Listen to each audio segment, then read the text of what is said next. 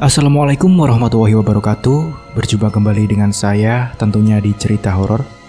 Bagaimana kabar kalian? Semoga baik-baik saja ya, dan dijauhkan dari berbagai mara bahaya. Amin. Nah, bagi kalian yang belum subscribe, silahkan subscribe terlebih dahulu supaya tidak ketinggalan cerita-cerita seram selanjutnya. Nah, di video kali ini saya akan membawakan cerita. Sebelum mulai ceritanya, seperti biasa, di dalam cerita ini semua nama dan tempat disamarkan demi menjaga privasi. Langsung saja, seperti apa ceritanya? Simak video ini sampai habis. Daripada penasaran, tak usah kelamaan lagi, kita masuk ke ceritanya.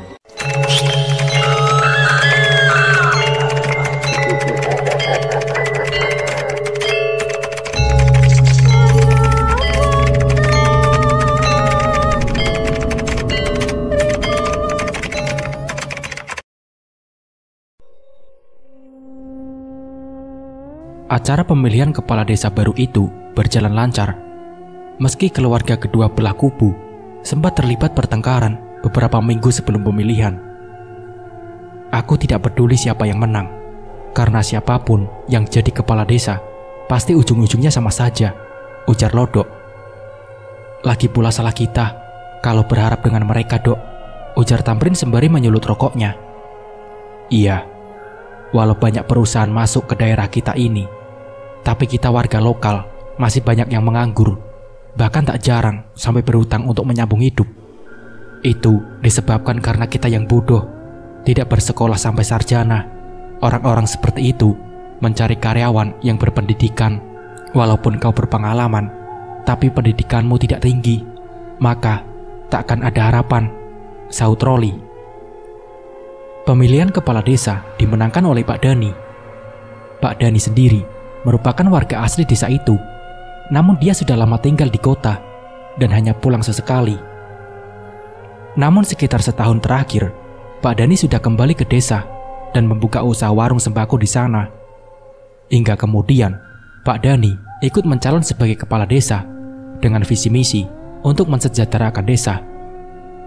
Pak Dani memang dikenal baik dan ramah, tapi tentu saja tak ada yang tahu Pak Dani akan menjadi pemimpin seperti apa jika ia sudah menjabat jadi kades nanti. Pada awalnya, memang hampir semua warga dibantu untuk bekerja di perusahaan. Namun itu tidak berlangsung lama, sebab pada gelombang kedua, biasanya ada kesempatan besar-besaran untuk warga di setiap desa yang termasuk area perusahaan. Pak Dani beralasan kalau yang dicari perusahaan hanyalah orang-orang berskill khusus, dan para pelamar di desanya tidak ada yang memenuhi standar.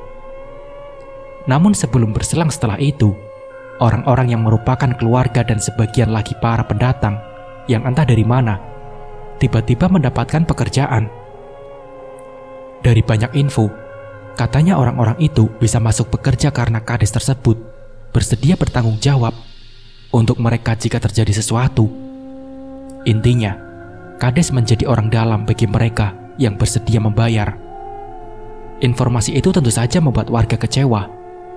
Tak sedikit pula dari mereka yang mengumpat dan memusuhi keluarga Pak Dani. Tapi tentu saja, amarah warga tak membuat Pak Dani mundur. Kini, sifat asli Pak Dani yang asli terlihat dengan sangat jelas. Bahkan bila ada yang berhutang dan tak bisa membayar, Pak Dani akan mempermalukan orang tersebut. Dan bagi mereka yang punya hutang kepada Pak Dani, tak jarang juga merasa sangat kecewa, sebab total jumlah hutang yang ada di catatan Pak Dani dengan yang ada di warga sangat berbeda jauh. Dan bila mereka tak mau membayar dengan sejumlah yang sesuai dengan ada yang di catatan Pak Dani, maka orang itu juga akan langsung dipermalukan. Hal itulah yang menimpa keluarga Awon. Mereka dipermalukan habis-habisan oleh Pak Dani di hadapan warga lainnya. Akibat dari kejadian memalukan itulah, istri Awon sampai meminta cerai padanya. Dan selang beberapa bulan setelahnya, Awon mati bunuh diri di kebun karet yang ia sadap dengan cara meminum racun. Mayatnya ditemukan setelah 3 hari ketidakpulangannya. Setelah kematian Awon itulah, hal-hal aneh mulai terjadi di desa tersebut. Mulai dari makanan di setiap rumah tiba-tiba membusuk. Bahkan yang baru dimasak menjelang maghrib pun dengan sangat cepat berlendir. Tidak hanya sampai di situ, Karena orang-orang yang mencari ikan di malam hari pun juga sering mengalami gangguan, yakni penampakan mirip seperti pocong yang sangat besar dan tinggi. Akibatnya, orang-orang menjadi takut keluar rumah saat hari mulai gelap. Mereka memilih untuk tetap diam di dalam rumah agar tidak kabuhunan melihat pocong yang meneror warga tersebut. Malam itu sangat dingin, mungkin sebab gerimis yang sudah sedari tadi sore turun. Seakan tak menghiraukan apa yang terjadi di desa mereka, Rolly, Tamrin, dan Lodok pergi untuk berburu. Kalau menuruti rasa takut akan teror itu, bisa-bisa kita tidak makan, ujar Tamrin membaca kebisuan. Betul, sekarang ini perut keluarga yang kelaparan lebih menakutkan dibanding setan, sahut Lodok yang dibahas anggukan oleh kedua temannya. Sepanjang malam mereka berburu, berharap mendapatkan setidaknya seekor pilanduk untuk dibawa pulang. Namun rupanya, jangankan seekor hewan buruan, suara seekor jangkrik saja tak terdengar di malam itu. Bagaimana ini, Dok? Rin, seekor pun kita tidak dapat, ujar Rolly mengeluh. Ya, mau bagaimana lagi? Mungkin karena gerimis ini, hewan-hewan jadi bersembunyi, jawab Lodok sekenanya. Tiba-tiba, terdengar suara seperti daan pepohonan yang patah, terinjak oleh sesuatu. Bersamaan dengan suara itu, Rolly, Lodok, dan Tamrin langsung berdiri dan mempersiapkan parangnya. Namun setelah sekian menit menunggu, tak ada apapun yang muncul di hadapan mereka. Kukira beruang, gumam Lodok sembari memasukkan parangnya ke dalam kumpang. Ayo, kita pulang saja. Mataku sudah mengantuk, ajak Rolly pada kedua temannya. Iya, kita pulang saja. Sepertinya memang kita tak ada rezeki untuk malam ini. Mana beras di rumahku sudah hampir habis. Bagaimana ini, Dok? Keluh Tamrin yang memang memiliki banyak tanggungan. Raut kekecewaan terlihat jelas di wajah ketiganya. Mereka berjalan gontai keluar dari hutan. Dalam hati kecil mereka masih berharap menemukan hewan buruan untuk dibawa pulang. Namun begitu sampai di ujung jalan, ketiganya hampir pingsan melihat sosok putih yang sangat besar melayang dan menghilang di balik pohon mangga. Apa itu? Ujar Lodok tergagap. Tak ada jawaban, dan beberapa saat kemudian ketiganya berlari tunggang langgang menuju ke arah rumah masing-masing. Keesokan harinya, ketiganya jatuh sakit setelah melihat penampakan tersebut. Dari mulutnya, Tamrin terus bergumam aneh. Seminggu kemudian, setelah sehat, Rolly, Tamrin, dan Lodok memutuskan untuk merantau guna mencari pekerjaan yang lebih layak dan penghasilan yang besar. Karena di desa mereka sudah tidak ada harapan, ditambah lagi dengan teror-teror itu, semakin membuat warga di desa kesulitan mencari uang tambahan. Berbekal uang 500.000 yang didapat dari hasil menjual emas milik istrinya Lodok, mereka bertiga pun berangkat. Lokasi yang dituju ialah tempat penambangan emas yang disarankan oleh kerabat jauhnya Lodok. Dan sesampainya di sana, mereka lantas mencari nama orang yang ada di surat milik kerabat Lodok tersebut. Setelah orang itu membaca isi surat tersebut, mereka bertiga langsung diterima bekerja di sana. Mereka diajari cara-cara menambang emas dan cara menghadapi orang yang kemungkinan akan datang untuk mencuri emas-emas yang sudah mereka dapat. Kalau kalian sudah mendapatkan hasil, lebih baik lubang tambangnya jangan ditinggal tidur, sebab para pencuri akan menggunakan kesempatan itu untuk mencuri hasil tambang yang sudah kalian dapat, pesan Rasman, orang yang merupakan tangan kanan bos tersebut. Jadi emasnya yang sudah didapat itu tidak langsung disetor? Tanya Tamrin mewakili kedua temannya. Tidak, emas akan disetor setelah kalian mendapatkan lumayan banyak ataupun saat bahan makanan kalian sudah habis, jawab Rasman. Ketiganya pun mengangguk, tanda kalau mereka sudah mengerti dengan apa yang dikatakan oleh Rasman. Selamat bergabung, semoga kalian betah, ujarnya sebelum pergi. Teman-teman di sana sedikit tidak ramah pada ketiganya. Tapi Rolly, Lodok, dan Tamrin masa bodoh saja dengan mereka. Pada awalnya, pekerjaan itu sangat melelahkan bagi 3 sekawan tersebut. Namun karena semangat yang menggebu-gebu, lelah itu tak lagi mereka rasa. Hingga sebulan kemudian, mereka menyetorkan hasil emas dan mendapatkan masing-masing 5 juta. Bahkan, Tamrin sampai pingsan saat menerima uang tersebut. Ketiganya sangat beruntung, sebab lubang yang mereka tambang masih terdapat banyak emas. Jika terus menggali, mungkin mereka akan mendapatkan lebih dari 5 juta. Tapi karena persediaan makanan yang menipis, terpaksa mereka menyetor lebih awal. Setelah menerima uang tersebut, mereka bertiga pulang dengan rasa bahagia yang tidak terkira. Terlebih lagi dengan Tamrin. Begitu sampai di pasar besar, ia membeli berbagai macam oleh-oleh untuk keluarganya. Sesampainya di desa, mereka mendapatkan kabar bahwa Pak Dhani kini jatuh sakit. Sakitnya pun terbilang aneh, karena setiap menjelang maghrib, Pak Dhani selalu berteriak-teriak histeris, seperti ketakutan dengan sesuatu. Mungkin itu karma, ujar Tamrin menanggapi cerita tentang Pak Dhani. Hari itu, Roli, Tamrin, dan Lodok kembali berangkat kerja setelah hampir 2 minggu beristirahat. Keadaan tubuh yang sehat dan hati yang bahagia membuat mereka sangat bersemangat. Jalanan panjang penuh batu dan debu dengan tebing bebatuan di samping jalan tak lagi membuat mereka takut. Saat mereka beristirahat dan memakan bekal makanan yang dibawa, mereka melihat ada beberapa orang yang tengah beradu mulut. Entah apa masalahnya, namun orang-orang yang juga berada di sana tak ada yang berani ikut campur. Kenapa ya? Tanya Roli pada kedua temannya. Entahlah, sebaiknya kita jangan ikut campur, ujar Lodok. Tetapi semakin dibiarkan, orang-orang itu malah semakin menjadi. Seorang laki-laki dengan perawakan sedang tiba-tiba menodongkan parangnya ke arah orang yang tadi berdebat dengannya. Melihat hal itu, Tamrin langsung maju untuk melerai. Namun siapa sangka, Tamrin malah terkena sabetan parang yang diunduh secara membabi buta tersebut. Tak ingin terjadi apa-apa pada temannya, Lodok dan Roli pun langsung ikut membela Tamrin yang sudah terjatuh di tanah dan darah mengucur dari lukanya. Kalau ada masalah, selesaikan baik-baik, jangan langsung asal tebas begini, ujar Roli yang sudah berhasil melumpuhkan orang yang telah melukai Tamrin tadi. Kalian yang harusnya jangan ikut campur dengan masalah kami. Kami di sini hanya menjalankan tugas untuk menagih hutang, ucap seseorang itu.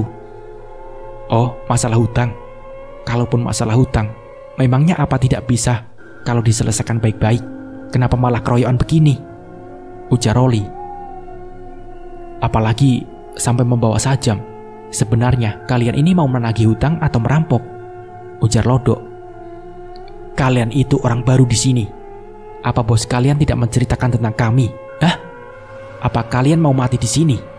Ucap seseorang itu. Roli pun dan Lodok terdiam. Perasaannya sudah mulai tak nyaman setelah mendengar perkataan orang itu. Mereka akhirnya mengalah dan meminta maaf pada orang-orang tersebut. Lalu kemudian bergegas membawa Tamrin yang terluka. Bukannya aku takut, tapi aku merasa tidak ada gunanya untuk melawan mereka.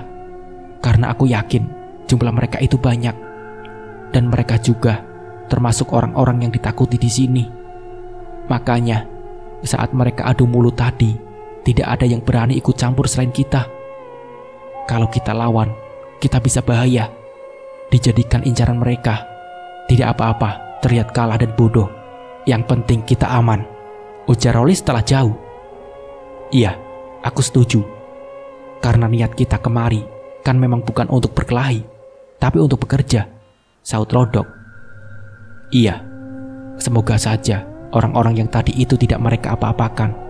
Kasian, orang-orang itu juga pasti merupakan tulang punggung keluarga, ucap Tamrin sesekali meringis. Setelah mengobati luka Tamrin, mereka pun lantas tidur untuk mempersiapkan diri kembali bekerja lagi di keesokan harinya. Matahari bersinar dengan cerahnya di pagi itu. Meski lukanya belum sembuh dan masih terasa nyut-nyutan, namun Tamrin tetap ikut berangkat bekerja bersama teman-temannya. Hari-hari berlalu. kejadian tempo hari pun sudah terlupakan oleh 3 sekawan itu. Hasil mereka bulan itu lebih sedikit dibanding bulan kemarin, sehingga Rolly, Tamrin, dan Lodok memutuskan untuk tetap tinggal di sana guna meneruskan pekerjaannya. Padahal persediaan makanan mereka sudah hampir habis. Bahkan beras untuk mereka masak hanya tersisa beberapa gelas saja. Kita cari pinjaman saja dulu. Kita tanyakan pada orang-orang di lubang sana. Sepertinya mereka mau setor emas ke kota. Siapa tahu persediaan bahan makanan mereka masih ada, ujar Lodok mengusulkan. Akhirnya, Tamrin yang memang tidak pemalu itu pun mencoba berhutang pada orang yang menambang di lubang yang tidak terlalu jauh dari tempat mereka. Tamrin pun pulang dengan senyum ceria, serta membawa sekarung beras dan 1 rak telur di masing-masing tangannya. Dengan beras dan telur ini, kita bisa bertahan 1 minggu lagi. Dan semoga saja dalam 1 minggu ini, kita mendapatkan hasil yang lebih banyak dari sebelumnya, ujar Tamrin, yang langsung dibalas anggukan setuju oleh kedua temannya. Dan singkat cerita, setelah 1 minggu berlalu, Lodok masih belum puas dengan hasil yang mereka dapat. Dan berhubung persediaan beras hasil ngutang itu masih ada, mereka pun memutuskan untuk menunda kepulangan. Walaupun hanya makan nasi berkuah air garam, ketiganya tetap semangat. Hingga pada akhirnya, beras persediaan mereka pun habis. Mau tak mau, mereka terpaksa pulang untuk menyetor emasnya. Karena memang yang ada di sana hanya tersisa beberapa orang saja. Hasil yang mereka dapatkan dalam 2 bulan itu lumayan banyak, bahkan lebih banyak dari hasil pertama. Dengan uang itu, Lodok, Rolly, dan Tamrin membeli tanah untuk membangun rumah baru yang lebih layak. Pada saat itu, tanah di desa mereka kisaran harganya ukuran 10 kali 20, hanya sekitar 3-4 juta saja. Tentu saja mereka sangat bahagia, karena impian mereka selama ini akhirnya berhasil terwujudkan walau masih menyicil. Tapi ternyata, kebahagiaan itu tidak selamanya mereka rasa. Impian pun seakan lenyap seketika setelah mereka mengembalikan sekarung beras dan 1 rak telur yang pernah mereka pinjam. Orang-orang itu tidak mau menerima beras dan telur tersebut. Tapi sebagai gantinya, mereka meminta bagian atas emas yang didapat oleh Rolly, Tamrin, dan Lodok nanti. Tentu saja, bayaran yang diminta tersebut tidak bisa mereka penuhi. Selain karena lubang dan alat-alat tambang itu bukanlah milik mereka, juga tidak masuk akal jika harga beras dan telur yang mereka pinjam sangat mahal seperti itu. Tapi orang-orang tersebut ngotot dan tidak mau menerima permohonan Rolly, Lodok, dan Tamrin. Harga beras dan telur yang kami pinjam tidaklah semahal itu. Maka dari itu, kami hanya akan membayar sejumlah dengan harga barang tersebut, ujar Lodok menegaskan. Kalian pikir membawa beras dan telur melewati jalan itu enak? Mudah. Pokoknya, kami tidak mau tahu. Hutang tetaplah hutang. Dan dengan medan jalan yang seperti itu, wajar jika kami meminta harga yang lebih tinggi, ucap orang itu. Terserah pada kalian, tapi kami tetap pada kesepakatan awal, yaitu barang ganti barang, ujar Tamrin mulai tersulut emosi. Orang-orang itu pun terdiam dengan tatapan sinis menatap kepergian Tamrin, Rolly, dan Lodok. Beras dan telur yang diserahkan ketiga sahabat itu mereka biarkan tetap di sana. Mengira semuanya sudah berakhir, ketiga sahabat itu tak lagi memikirkan masalah tersebut. Hingga sampai suatu ketika, saat Rolly dan Lodok masuk ke dalam lubang untuk menambang emas, sementara Tamrin di pondok untuk memasak makanan. Tiba-tiba, Tamrin dikagetkan dengan teriakan orang-orang yang meneriaki bahwa lubang galian milik Rolly, Lodok, dan Tamrin runtuh. Tamrin pun berlari keluar pondok. Ia tak menghiraukan lagi kakinya yang terkena tumpahan air di dian nasi. Ia berteriak histeris, memanggil-manggil nama kedua temannya yang masih berada di dalam lubang yang sudah runtuh, sembari terus menggali tanah menggunakan kedua tangannya. Orang-orang di sekitar juga membantunya, kecuali orang-orang yang pernah meminjamkan mereka beras dan telur. Penggalian terus dilakukan selama 24 jam tanpa jeda. Namun, Rolly dan Lodok tak juga berhasil dikeluarkan, sebab mereka berdua sudah berada lumayan jauh di kedalaman galian. Setelah 3 hari, akhirnya keduanya berhasil dikeluarkan dengan keadaan yang sudah tidak bernyawa. Tamrin yang sangat terpukul dengan kejadian itu, ia tak tahu apa yang akan ia sampaikan pada keluarga teman-temannya. Dan bagaimanakah respon keluarga teman-temannya itu jika mengetahui bahwa jasad keduanya tak bisa dipulangkan ke desa. Di saat pemakaman itu, Tamrin melihat orang yang pernah meminjamkannya beras dan telur tersebut tersenyum, seakan puas melihat pemakaman Roli dan Lodok. Pada malam harinya, dengan hati yang masih kalut dan sedih, Tamrin berjalan ke arah pondok, tempat orang yang meminjamkan bahan makanan itu tidur. Tanpa banyak basa-basi, Tamrin langsung mengayunkan parang yang ia bawa ke arah salah satu orang yang sedang tertidur itu, hingga menyebabkan luka serius pada bagian bahunya. "Kenapa kalian melakukan itu pada teman-temanku?" teriaknya, membuat orang mulai berdatangan. "Siapa suruh kalian tak mau membayar hutang? Bangsat! Jadi, benar, kalian yang membuat lubang kami runtuh," teriak Tamrin. "Kau gila menuduh orang seperti itu. Lubang galian runtuh itu memang sudah biasa di pertambangan emas seperti ini," jawab yang lainnya mengelak ketika orang-orang mulai berkumpul untuk melihat apa yang terjadi. Tamrin tak bisa menahan amarahnya. Ia mengayunkan parang itu ke arah orang-orang tersebut. Hanya ada 2 pilihan dalam pikirannya saat itu, yaitu mati menyusul kedua temannya atau membunuh semua orang yang telah menyebabkan teman-temannya mati. Namun apa yang terjadi tidaklah sama dengan apa yang ia pikirkan. Orang-orang itu berhasil melawannya, sampai mengakibatkan sebelah tangan Tamrin yang memegang parang itu terputus. Banyak yang mengatakan bahwa orang-orang itu hanya membela diri dan mereka tidak bersalah. Sementara itu, Tamrin pun selamat, namun ia kehilangan sebelah tangannya. Kejadian itu sangat menyakitkan baginya untuk diingat. Terlalu mahal rasanya jika sekarung beras dan 1 rak telur dibayar dengan 2 nyawa teman-temannya. Jika Tamrin mengingat kejadian itu, ia merasakan dendam yang luar biasa pada orang-orang yang telah menyebabkan teman-teman seperjuangannya itu mati. Sampai kapanpun, Tamrin tidak akan pernah bisa memaafkan mereka atas kejadian yang telah menimpa 2 temannya. Sementara itu, keadaan Pak Dhani semakin memburuk. Ia kini menjadi gila, mungkin karma atas apa yang telah ia lakukan pada warga. Nah, seperti itulah ceritanya. Semoga dari cerita ini kita bisa mengambil hikmah dan pembelajarannya.